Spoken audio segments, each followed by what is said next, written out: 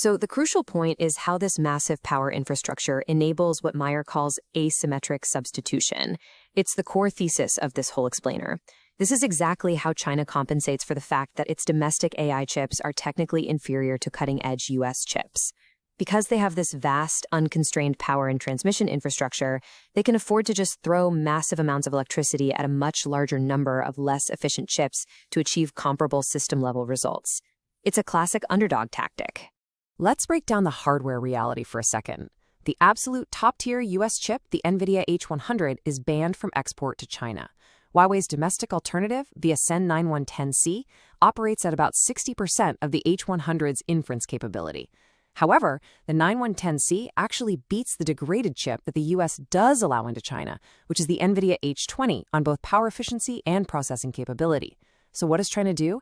These specialized network architectures to string hundreds of these domestic chips together. And this creates such a fascinating divergence in binding constraints. The US optimizes for performance per watt because our grid is basically maxed out.